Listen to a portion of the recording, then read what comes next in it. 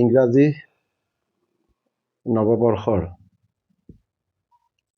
শুভেচ্ছা আৰু লগতে আগন্তুক যি ভোগালী বিহু মই গড়েশ্বৰবাসী ৰাইজৰ লগতে BTC-বাসী আৰু সদৌ অসমবাসী ৰাইজক মই সাদৰ শুভেচ্ছা জ্ঞাপন কৰিছোঁ।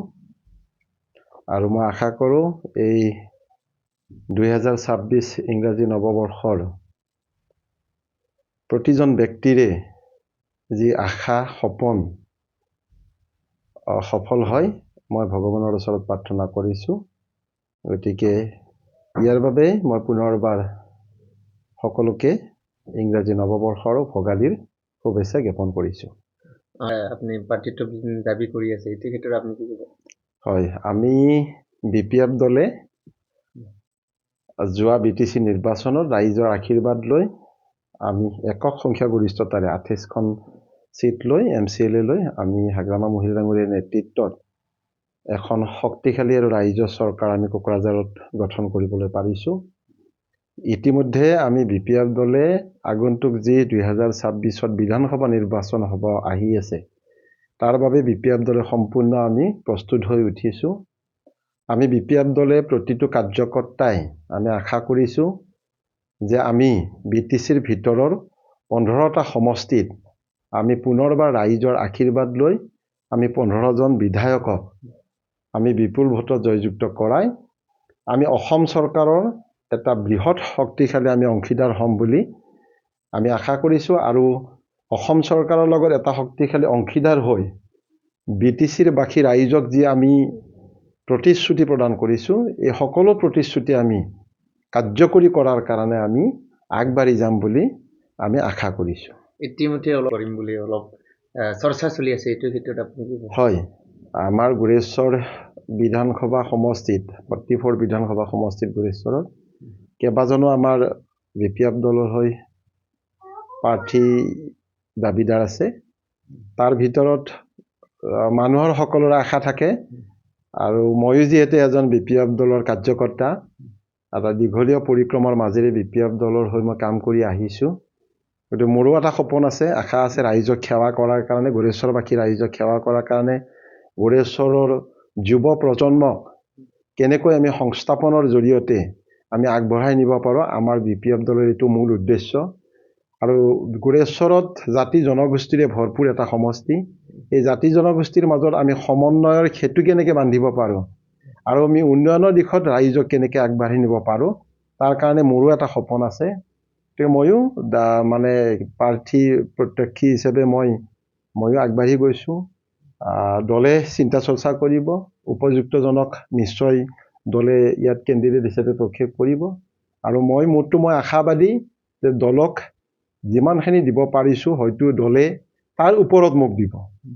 গতিকে মই সেইটোৱে আশাবাদী।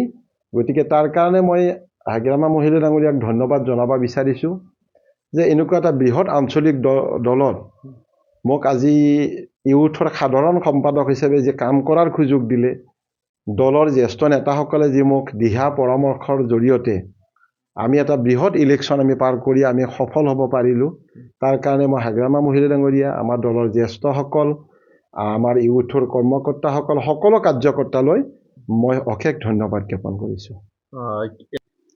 মই প্ৰাৰ্থী হিচাপে সুধিছে, মোৰ এটাই উদ্দেশ্য আছে যে দলৰ BPF দলৰ নীতি আৰু আদৰ্শ আছে, আৰু BPF দলটোৱে জাতি জনগোষ্ঠীক লৈ গঠন কৰা এটা আঞ্চলিক ৰাজনৈতিক দল BPF দল। গতিকে মোৰ এটাই আশা আছে, যদি BPF দলে মোক উপযুক্ত বুলি ভাবি গোৰেশ্বৰত মোক দায়িত্ব দিয়ে, গোৰেশ্বৰৰ যুৱ প্ৰজন্মৰ কাৰণে কৰিব লগা কাম বহুত আছে। কাৰণ আমাৰ গোৰেশ্বৰত সংস্থাপনৰ অভাৱ। আজিলৈকে আপোনালোকে ভালকৈ জানে যে আমি বহুত MP পালোঁ, বিধায়ক পালোঁ, কিন্তু আজিলৈকে নতুন জেনেৰেশ্যনক, নিবনুৱাসকলক কৰ্মসংস্থাপন দিয়াৰ কাৰণে এটা সাধাৰণভাৱে ইণ্ডাষ্ট্ৰীও আমি স্থাপন কৰিব নোৱাৰিম। আমাৰ গোৰেশ্বৰত যথেষ্ট চৰকাৰী মাটি আছে, আমি ইণ্ডাষ্ট্ৰীসমূহ আনিব লাগিব, আমি বিভিন্ন কৰ্ম আঁচনি আমি লৈ আহিব লাগিব। বিধায়ক MP হ'লেইতো নহ'ব, আমিতো জনসাধাৰণক আগুৱাই নিব লাগিব। গতিকে মোৰ এটা সপোন আছে যে প্ৰথম উদ্দেশ্যটো হ'ল যে নতুন প্ৰজন্মক, নিবনুৱাসকলক আমি কৰ্মসংস্থাপন দিয়াৰ এটা আমি এটা সিদ্ধান্ত আছে BPF দলৰ, মোৰো আছে সপোন। গতিকে মই সেই সুযোগটো পালে মই গোৰেশ্বৰবাসী ৰাইজৰ যিবিলাক নিবনুৱা সমস্যা সমাধান কৰাৰ কাৰণে মই 1 নম্বৰতে মই গুৰুত্ব সহকাৰে ল'ম। আৰু 2 নম্বৰ কথা যে গোৰেশ্বৰত ৰাস্তা ঘাট, আজি গোৰেশ্বৰত অভাৰব্ৰিজকে ধৰি এখন ভাল চিকিৎসালয় নাই, পানী যোগানৰ ব্যৱস্থা আমাৰ একেবাৰে বেয়া লগা অৱস্থা গোৰেশ্বৰত। গতিকে এই বস্তুবিলাক আমি আচলতে অসম চৰকাৰৰ পৰা অনাৰ কাৰণে আমি এটা প্ৰয়াস কৰিছোঁ। BTC কাউন্সিল এখন সৰু কাউন্সিল, তাত সীমিত বাজেট আহে, সেই বাজেটখিনিৰে আমি যিমানখিনি কৰি দিব পাৰিছোঁ। কিন্তু বৃহৎ যেনেকৈ ধৰক আজি গোৰেশ্বৰৰ অভাৰব্ৰিজখন আমি BTC কাউন্সিলৰ বাজেটৰ পৰা কৰিব নোৱাৰোঁ।